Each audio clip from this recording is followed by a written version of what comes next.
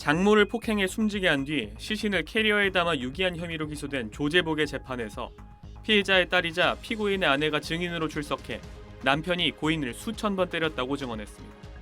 오늘 오전 대구지법에서 열린 공판에 조재복의 아내 최모 씨는 증인으로 출석해 혼인신고 이후 시작된 조재복의 폭행과 감시, 그리고 범행 당일 장시간 폭행으로 어머니가 숨지게 된 경위를 구체적으로 진술했습니다. 재판부는 최 씨의 사생활과 피해 사실 등이 포함된 점을 고려해 오전 10시 15분부터 증인신문 절차를 비공개로 진행했고, 증인신문에는 신뢰관계인 자격으로 최 씨의 아버지와 여성 장애인 인권단체 관계자들이 동석했습니다. 최 씨는 증인신문 내내 남편인 조재복을 남자라고 지칭했습니다. 최 씨는 혼인신고를 한 뒤부터 폭력을 행사하고 욕설하기 시작했다며 경산에서 살 때는 저만 때리고 엄마를 때리진 않았는데 대구로 이사한 뒤부터 엄마도 폭행했다고 진술했습니다. 이어 청소를 제대로 하지 않았다거나 밥을 흘렸다는 이유 등 일상적인 문제로 폭행했고 돈을 구해오지 않으면 죽이겠다고 말하기도 했다고 진술했습니다.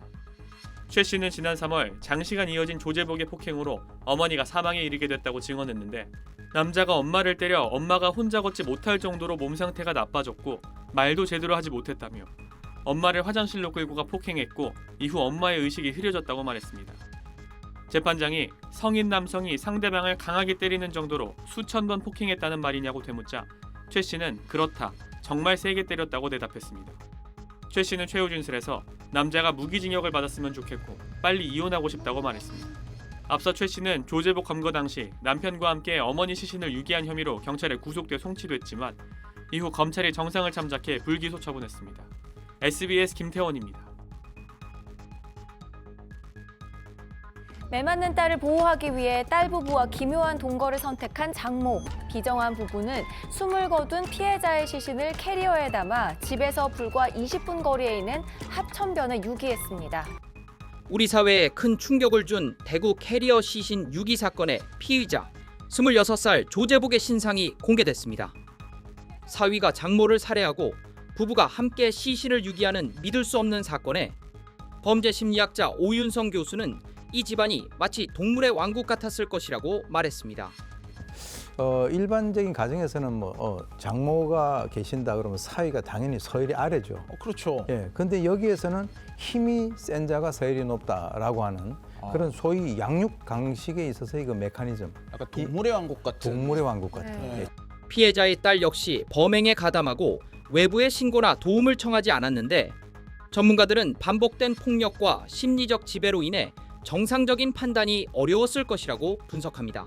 근데 이제 어떻게 보면 이 딸은 자기 엄마의 어떤 역할에 대해서 기대를 했을 수가 있어요.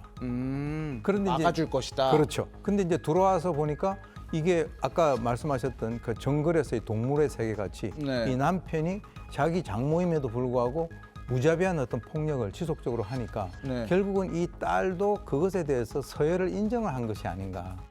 조재복은 영장 실질 심사를 받기 위해 법원에 출석하는 과정에서도 태도 논란을 빚었습니다. 왜 피해자를 강변에 유기하셨나요? 피해자도 많이 때리셨습니까? 피해자가 죽을 줄 알고 때리셨습니까? 몰려든 기자들에 의해 신발이 벗겨졌고 조재복은 모두가 보는 앞에서 욕설을 내뱉었습니다. 범행 동기를 묻자 돌아온 대답은 더 황당했습니다. 장모가 시끄럽게 하고 물건을 정리하지 않아 화가 났다고 하더니 돌연 아내와 장모에게 잘해줬다, 아내가 필요한 물건은 사줬다며 아내를 여전히 사랑한다고 말했습니다. 조재복의 끔찍하고 이해할 수 없는 행동에 누리꾼들은 말문이 막히고 기가 막힌다, 사형제도를 당장 부활시켜야 한다, 딸을 지키려던 엄마가 얼마나 아프고 괴로웠을까라며 울분과 분노를 터뜨렸습니다. 대구 북부경찰서는 오늘 존속살해, 시체 유기 등 혐의를 받는 사위 조재복과 시체 유기 혐의를 받는 딸 최모 씨를 검찰에 구속 송치했습니다.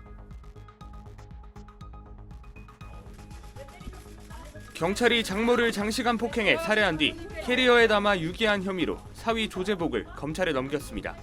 범행에 가담한 딸 최모 씨도 함께 송치했습니다.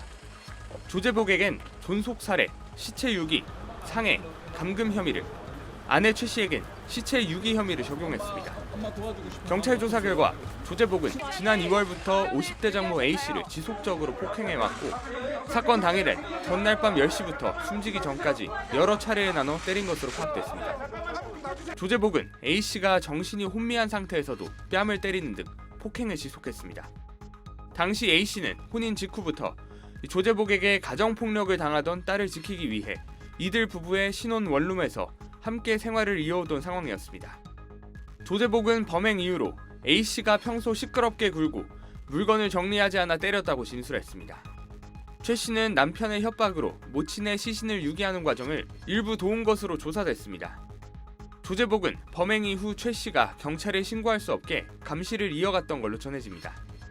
조제복은 과거 지적장애 및 정신질환 진단을 받고 병원 치료를 받은 전력이 있는 것으로 알려졌는데 경찰 관계자는 정신질환 여부는 개인정보라 확인이 어렵다고 말했습니다. 조제복은 앞서 지난달 18일 대구 중구 오피스텔형 신혼 원룸에서 함께 살던 장모를 손과 발로 장시간 폭행한 끝에 숨지게 한 뒤 시신을 캐리어에 담아 칠성동 신천변에 버린 혐의를 받고 있습니다. 시신이 담긴 캐리어는 지난달 31일 지나가던 시민 신고로 발견됐고 경찰은 당일 오후 조제복 부부를 긴급 체포했습니다. 경찰은 범행의 잔인성과 피해성의 중대성이 인정되고 범행 증거가 충분하다는 사유로 조제복의 신상 정보를 공개했습니다. SBS 김지욱입니다.